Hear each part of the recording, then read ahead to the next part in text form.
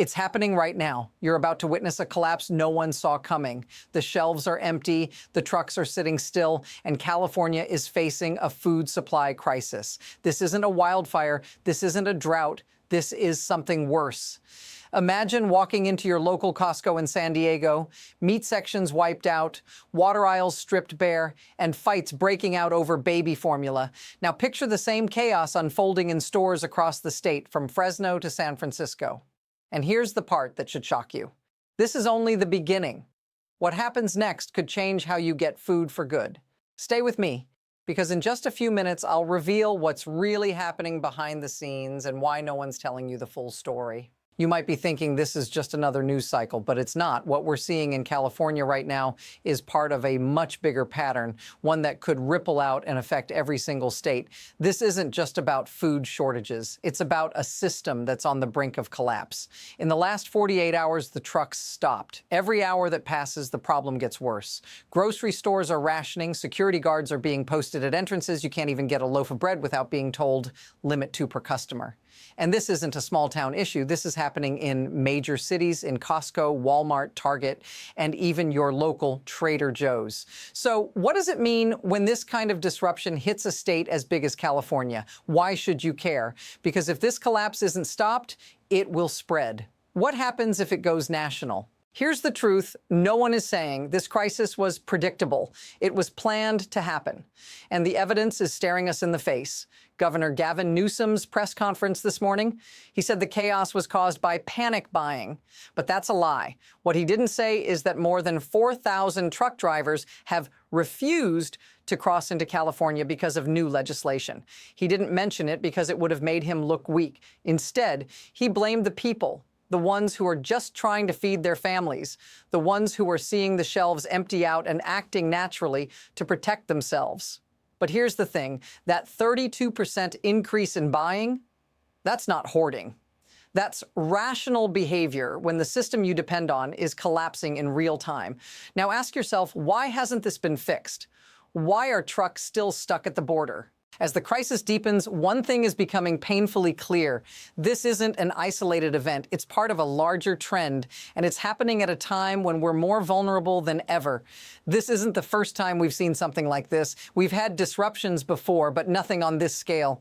This is the kind of event that should have never been allowed to happen, and yet here we are, watching as our supply chains crumble before our eyes. The question isn't whether this will get worse, it's how much worse it will get before it ends. The trucks aren't moving because of one simple thing. The system we built to depend on is fragile. And when it breaks, like it's doing right now, there's nothing to catch the fall. Imagine this. Grocery stores running out of fresh produce, restaurants unable to open because they have no food to serve. This isn't just bad, it's historic. But here's where it gets even darker. This isn't just about empty shelves or people fighting over baby formula. The real kicker? We're now witnessing a massive contradiction, and it's hiding in plain sight. On one hand, Governor Newsom claims the state has plenty of food. On the other, you've got major stores in places like San Diego, Fresno, and San Francisco running out of essentials. Not just low, but completely empty, whole aisles, gone, produce sections, wiped out. This isn't just panic buying. This is a failure, a massive systemic breakdown that's happening right now. And here's the line that changes everything. The state has no backup plan. None. As it stands, every hour that passes, this disaster intensifies. The trucks aren't moving, and when they don't move, food doesn't flow. Simple as that. What happens next? The state is at the mercy of a few thousand truckers, and nobody is coming to fix it. Now, things are escalating quickly. In just a matter of hours, the pressure is building and it's spreading across industries. Stores are trying to ration, but what happens when that's not enough? What happens when the shelves are empty and there's still no food coming? Restaurants across the state are closing early, some not opening at all. The largest food distributor to restaurants in America, Sysco, is now telling California clients they can't guarantee any deliveries. That means thousands of restaurants are scrambling, forced to choose between closing their doors or running out of food food mid-service. This is real-time destruction happening in the economy, and it's happening fast. And it doesn't stop there. Schools are next. California public schools serve nearly 6 million meals every day, and those meals are running out. The Los Angeles Unified School District had to send a memo to parents warning that they're simplifying menus because, quite simply, they don't know when they'll get more food, and this could be just the beginning of a much bigger problem. Let's stop for a second and think about the human side of this. This isn't just a story about empty shelves. This is about real people, ordinary people, feeling the effects of a system they depend on failing them. Imagine a mother walking into a store in Fresno hoping to pick up some baby formula for her child, only to find nothing. She's not hoarding. She's doing what any parent would do, ensuring her child has enough to eat. And when there's nothing left on the shelves, what does she do? Or think about the elderly couple in Redding who can't even find basic dairy products anymore. They're not worried about the next shipment of gourmet food. They just want milk. This is the reality many people in California are facing right now, and it's getting harder by the hour. If this feels familiar to you, say so in the comments. Let us know what you're seeing in your city, because this isn't just happening in California. It could happen anywhere. Now let's talk about why this is happening, because what you're witnessing is not just a supply chain problem, it's a systemic failure. California's entire food distribution system relies on just-in-time logistics. This means there are no warehouses full of food waiting for delivery. Trucks arrive every single day with exactly what's needed. If one of those trucks doesn't show up on time, everything falls apart. This system worked until now, but when the trucks stop, when the drivers refuse to work, the whole thing collapses.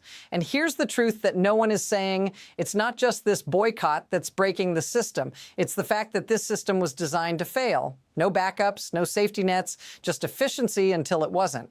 Now the question is, who benefits from this system? Who profits when things are running smoothly, but when it fails, it hits the most vulnerable people hardest? Here's where things start to split into two paths. If this situation isn't addressed immediately, we're looking at a cascade of problems that will only get worse. But there's another path, a potential lifeline, but it comes with its own set of risks. On one hand, Governor Newsom could push for emergency legislation to temporarily suspend the laws that triggered the trucker boycott. It sounds simple, right? Just end the protests, get the trucks moving again, and everything returns to normal. But that's not how politics works. If he does this, he admits the truckers have won. And in the eyes of the public, that's a dangerous precedent. On the other hand, if Newsom refuses to suspend the law, the crisis deepens, food shortages get worse, the economic damage mounts, and the social unrest will start to spread. This isn't just about trucks not moving anymore. This is about an entire state on the verge of collapse, and the next move could determine whether California sinks further or begins to recover. So let me leave you with this. This isn't a natural disaster. This isn't something the government can blame on a hurricane or a pandemic. This is a policy-induced collapse. Every empty shelf, every rationing sign, every fight over baby formula, it all traces back to a decision made in Sacramento. And now, Governor Newsom is trapped. He can either give in to the truckers, proving they hold all the power, or he can refuse, and the crisis gets worse. Either way, California is in a losing position. But here's what's most terrifying. If this situation isn't resolved soon, this is only the beginning. The nation's food supply system is already on the edge. What happens when this spreads beyond California? What happens when every state starts facing the same shortages? This is the moment that could change everything. And no matter what happens, we'll be here, tracking every move, every decision. If you want to understand what's really happening, if you want the truth, make sure you're subscribed. Because what's next isn't a matter of if, it's a matter of when.